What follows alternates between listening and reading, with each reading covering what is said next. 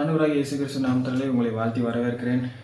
And நான் Austen. And இன்றைக்கும் இந்த வீடியோவில் கடவுளை உருவாக்கினது யார் அப்படிங்கிற கேள்வி உங்களுக்குள்ளே இருந்தது அப்படின்னா இந்த வீடியோ உங்களுக்கு பதிலாக இருக்கும். ஸோ ரொம்ப ஈஸியாக நான் இதோட ஆன்சரை உங்களுக்கு சொல்லித்தரேன். ஸோ நீங்கள் பைபிள் பார்த்தீங்க அப்படின்னா அதில் முதல்ல ஆதியாகமம் அப்படிங்கிற புக் தொடங்கும். ஸோ இதில் தான் முதல்ல ஆண்டவர் வானத்தையும் பூமியையும் உண்டாக்கினார் என்று சொல்லப்பட்டிருக்கிறது. அதாவது ஒரு துவக்கம் இங்கே தான் வருகிறது. ஒரு ஆரம்பம், ஒரு உருவாக்கப்படுகிற ஒரு பூமி இங்கே தான் ஆரம்பிக்கிறது. ஹல்லேலூயா. ஸோ இந்த பூமி உருவாக்கப்படுது இல்லையா, இது கடைசியில் பார்த்தீங்க அப்படின்னா வேதத்தினுடைய லாஸ்ட்ல இந்த உருவாக்கப்பட்ட பூமி முற்றிலுமாக அழிக்கப்படுகிறது.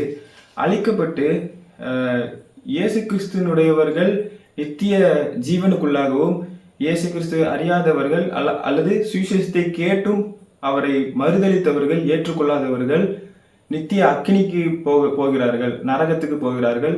அங்கே அக்கினி அவியாமலும் புழு சாகாமலும் இருக்கும் என்று சொல்லப்பட்டிருக்கிறது.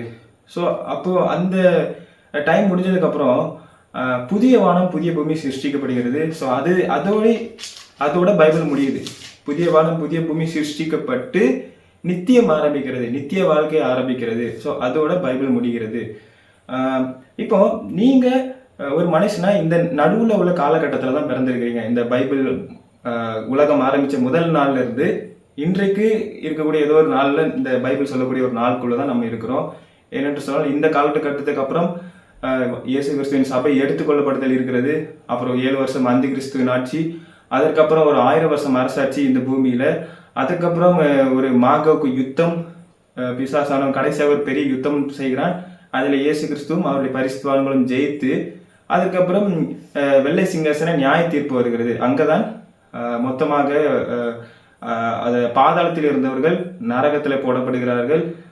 அதுக்கப்புறம் இயேசு கிறிஸ்துக்கு காத்து கொண்டிருக்கிறவர்கள் அவர்கள் நித்திய வாழ்க்கைக்குள்ளாக போகிறார்கள் என்று பார்க்கிறோம். அப்போ அந்த நித்திய வாழ்க்கைக்குள்ள போறாங்க இல்லையா, அங்க போயாச்சு அப்படின்னா இந்த ஆரம்பம் முடிவு, இந்த உருவாக்கப்படுகிறது அழிக்கப்படுகிறது அதெல்லாம் கிடையாது. ஹல்லேலூயா.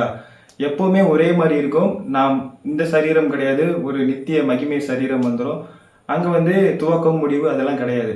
அப்போ அந்த மைண்ட் செட்டுக்குள்ள நீங்க போயிட்டீங்க அப்படின்னா அங்க நீங்க போயிட்டு நீங்களே உங்களை பார்த்து கேட்க மாட்டீங்க, நான் எப்போ சாவேன் அல்லது நான் எப்பொழுது பிறந்தேன், அதெல்லாம் உங்களுக்கு தேவை கிடையாது. நீங்க நித்தியமான ஒரு வாழ்க்கைக்குள்ள போயிட்டீங்க. ஹல்லேலூயா. அங்க டைம் கிடையாது. அதாவது ஆரம்பம் முடிவு இருந்த பூமி அழிக்கப்பட்டு போய்விட்டது. இப்போ நித்திய பூமி, ஒரு நித்திய வாழ்க்கைக்குள்ள போயிட்டோம். அப்போ இந்த நித்திய வாழ்க்கை மைண்ட் செட்ல நீங்க இருக்கும் பொழுது நீங்களே நித்திய வாழ்க்கைக்குள்ள போயிட்டீங்க. நீங்க கடவுளை பார்த்து உங்களை உருவாக்குனது யார் அப்படின்னு கேட்க முடியுமா? இந்த பூமிக்குள்ள வந்ததுக்கு அப்புறம் தான் உருவாக்கப்படுறது அழிக்கப்படுறது, துவக்கம் முடிவு அதெல்லாம் வருகிறது. நீங்க நித்திய வாழ்க்கைக்குள்ள ஒன்ஸ் போனதுக்கு அப்புறம் துவக்கம் முடிவு, இந்த உருவாக்கப்படுறது அழிக்கப்படுறது அதெல்லாம் கிடையாது. எல்லாமே என்லெஸ். ஹல்லேலூயா. ஸோ இந்த பூமி உருவாக்கப்படுறதுக்கு முன்னாடியே ஆண்டவர் என்லெஸ் ஆக இருக்கிறார், நித்திய கடவுளாக இருக்கிறார். அதே மாதிரி இந்த வேதம் சொல்லுகிறபடி இந்த பூமி அழிந்து நியாய தீர்ப்பு வந்து புதிய வானம் புதிய பூமி வந்து நாம் நித்திய வாழ்க்கைக்குள்ள போகும் பொழுதும் அந்த அழிவு, ஆரம்பம் முடிவு, துவக்கம் முடிவு, அந்த ஆரம்பிக்கிறது முடிக்கிறது இதெல்லாம் கிடையாது. ஹல்லேலூயா. நாம் நித்திய வாழ்க்கைக்கு நேராக போகிறோம். ஹல்லேலூயா. அப்போ தேவன் நித்திய தேவனாக இருக்கிறார். அவருக்கு ஆரம்பமும் இல்லை முடிவும் இல்லை. மனுஷனே நித்திய வாழ்க்கைக்குள்ள போயிட்டான். மனுஷனுக்கே அதுக்கப்புறம் ஆரம்பமும் கிடையாது முடிவும் கிடையாது என்கிற ஒரு இடத்துக்குள்ள போகிறான். ஸோ இது ஒரு ஆன்சர். அண்ட் நிறைய பேர் இன்னும் ஒரு டவுட்டான கொஸ்டின்ஸ் கேட்டு பைபிளே தப்பு அப்படின்னு சொல்லுவாங்க. என்ன அப்படின்னா, முதல் அதிகாரத்தில் பார்த்தீங்க அப்படின்னா வெளிச்சம் உண்டாக கடவுது அப்படின்னு சொல்லியிருப்பாரு. வெளிச்சம் உண்டாயிருக்கும். அதற்கப்புறம் தான் வெளிச்சத்தை ஆளுகிறதற்கு சூரியனும் சந்திரனும் உருவாக்கப்பட்டது. அதுக்கு அடுத்து தான் வரும். இப்போ அதாவது சூரியனே இல்லாமல் எப்படி வெளிச்சத்தை கொண்டு வர முடியும் அப்படின்னு பார்த்தீங்க அப்படின்னா, நீங்கள் பைபிள் கடைசியிலையும் எடுத்து பார்த்தீங்க அப்படின்னா சூரியன் கிடையாது, சந்திரன் கிடையாது, ஆட்டுக்குட்டியானவரே அதற்கு வெளிச்சம் என்று சொல்லப்பட்டிருக்கிறோம். இயேசு கிறிஸ்து தான் அந்த ஆட்டுக்குட்டி, அடிக்கப்பட்ட ஆட்டுக்குட்டி அவர் தான். அவரே தன்னுடைய பிள்ளைகளுக்கு சபைக்கு வெளிச்சமாக இருப்பார். அவரே ஜீவ தண்ணீர் உள்ள ஊற்றண்டைக்கு நடத்துவார் என்று சொல்லப்பட்டிருக்கோம். அவர் தான் வெளிச்சம். அண்ட் அவர் என்ன சொல்றாரோ அது அப்படியே நடக்கும். அவர் வெளிச்சம் உண்டாக்குறதுனா உண்டாகும். சூரியன் அதை ஆண்டு கொள்ள, சூரியன் அந்த வெளிச்சத்தை கண்ட்ரோல்ல எடுத்துக்கொண்டு சூரியன் அந்த வெளிச்சத்தை கொடுத்து சூரியன் ஆளுகை செய்யும். அவர் என்ன சொல்றாரோ அது அப்படியே நடக்கும். ஹல்லேலூயா. ஸோ ஆரம்பத்துல சூரியன் கிடையாது, வெளிச்சம் வந்ததுக்கு அப்புறம் தான் சூரியன் வந்துச்சு. முடிவிலும் பாத்தீங்க அப்படின்னா பழைய வானம், பழைய பூமி, சூரியன், சந்திரன் எல்லாமே போயிருச்சு. இயேசு கிறிஸ்துவே வெளிச்சமா இருந்து நம்முடைய பிள்ளைகளை நடத்துகிறார். ஹல்லேலூயா. ஸோ இது எல்லாத்துக்கும் மேல போனஸா ஒரு ஆன்சர் சொல்ல விரும்புகிறேன். நீங்க பிள்ளைகளுக்கு இயேசு கிறிஸ்துவை பற்றி சொல்லிக் கொடுத்து வளர்த்து எடுங்கள். நீங்கள் யாராக இருந்தாலும் சரி. ஏனென்று சொன்னால் யோவான் சொல்லுகிறார், என் பிள்ளைகள் சத்தியத்தை அறிகிற அறிவிலும் மேலான அறிவு இல்லை என்று சொல்லுகிறார். ஏனென்று சொன்னால் நீங்கள் ஒரு காலகட்டத்தில் கடந்து போகலாம், ஆனால் உங்கள் பிள்ளைகளுக்கு நீங்கள் இயேசு கிறிஸ்துவை கொடுத்தீர்களானால் அவர் கடைசி வரைக்கும் அவர்களோடு இருந்து நடத்துவார். நீங்கள் பிள்ளைகளுக்கு கொடுக்க வேண்டிய சொத்து இயேசு கிறிஸ்து மட்டுமே. ஹல்லேலூயா. வேற எதுவுமே நிற்காது, வேற எதுவுமே நிலை நிற்காது, எல்லாம் அழிந்து போகும். ஆனால் உங்கள் பிள்ளைகளுக்கு நீங்கள் இயேசு கிறிஸ்துவை சின்ன வயசுலேருந்தே சொல்லிக் கொடுக்கணும். ஒருவேளை உங்களால் சொல்லிக் கொடுக்க முடியலன்னா ஜஸ்ட் இயேசு கிறிஸ்துவ நம்பு, இயேசு கிறிஸ்துவ உன்னை அன்பு செய்கிறார் மட்டும் சொல்லிட்டாது விலகி போயிருங்க.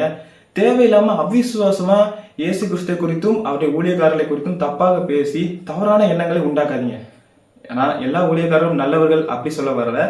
ஸ்டில் நீங்க எதை பத்தி நீங்க தவறான மைண்ட் செட்டை பிள்ளைகளுக்கு சொல்லிக் கொடுக்காதீங்க. ஏனென்று சொன்னால் வேதம் சொல்லுகிறது, நீங்கள் மத்திய 17ஆம் அதிகாரம் என்று நினைக்கிறேன், அதில் பார்த்தீங்க அப்படின்னா இந்த சிறியாரில் ஒருவனுக்கு இடரல் உண்டாக்குறதை பார்க்கிலும் அவனுடைய கழுத்தில் எந்திர கல்லை கட்டி சமுத்திரத்தில் போடுவது நலமா இருக்கும் என்று சொல்லப்பட்டது. ஒரு சின்ன பிள்ளைகளுக்கு அவிசுவாசம் உண்டாக்கத்தக்கதாக நீங்கள் பண்ணக்கூடாது. அவர்களுடைய தேவதூதர்கள் பரலோகத்துல தரிசிக்கிறார்கள் என்று இயேசு கிறிஸ்து சொல்கிறார். ஆதலால் இந்த சிறியவர்கள் ஒருவரும் கெட்டு போவது தேவனுடைய சித்தம் அல்ல என்று சொல்லியிருக்கிறார். ஹல்லேலூயா. அப்ப பிள்ளைகள் கர்த்தர் கொடுக்கிற சுதந்திரம். நீங்க உங்க வாழ்க்கையை டிசைட் பண்ணி நீங்களே கடினப்படுத்தி கொண்டு நான் இயேசு கிறிஸ்துவை ஏற்றுக்கொள்ள மாட்டேன், இல்லை நான் இப்படிதான் வாழ்வேன் அப்படின்னு நீங்க போனீங்கன்னா அது வேற.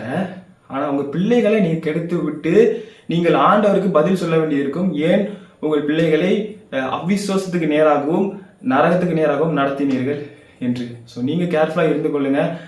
இயேசு கிறிஸ்துக்கு நேராக பிள்ளைகளை நடத்துங்க. அவர் உங்கள் பிள்ளைகளை பத்திரமாக பார்த்து கொள்வார். எல்லா ஞானத்தையும் கொடுத்து எல்லா ஆசீர்வாதங்களையும் கொடுத்து நிறைவாக உங்களை நடத்துவார். ஹல்லேலூயா. ஸோ இன்னொரு ஆன்சரை சொல்லி முடிக்கிறேன். யோவான் 8ஆம் அதிகாரத்தில் இயேசு கிறிஸ்து ஒரு பதில் சொல்வார், நீங்கள் இந்த உலகத்திலிருந்து உண்டானவர்கள், நான் இந்த உலகத்திலிருந்து உண்டானவன் அல்ல என்று சொல்லுவார். ஹல்லேலூயா. அதாவது நம்ம தான் இந்த டைம், ஆரம்பம், முடிவு, துவக்கம், அந்த அந்த துவக்கம், அழிவு, இது எல்லாத்துக்கும் நடுவில் இருக்கிறோம். ஆனால் இயேசு கிறிஸ்து இந்த உலகத்துல ஆரம்பத்துக்கும் முடிவுக்கும் நடுவில் பிறக்கல. அவர் இந்த உலகத்திலிருந்து உண்டாகல. அவர் நித்தியத்துல இருக்கிறவர். ஹல்லேலூயா. அவருக்கு ஆரம்பமும் கிடையாது, முடிவும் கிடையாது. ஆனால் இந்த உலகத்திற்கு அவரே ஆரம்பமா இருக்கிறார், முடிவுமா இருக்கிறார். இந்த உலகத்துக்கு அவர் தான் எல்லாமே. இந்த உலகத்தை சிருஷ்டித்தவர் அவர் தான். அவர் மூலமாக தான் எல்லாம் உண்டாக்கப்பட்டது. அவர் இல்லாமல் ஒன்றும் இல்லை, ஒன்றும் அசையாது. ஹல்லேலூயா. ஸோ அவர் நித்திய தேவனாக இருக்கிறார். அண்ட் இதுக்கப்புறம் இன்னொன்று சொன்னேன், அதாவது உங்கள் பிள்ளைகளை இயேசு கிறிஸ்துக்குள்ளாக நடத்துங்க. அண்ட் அதுதான் கடைசி வரைக்கும் அவர்களை காப்பாற்றும்.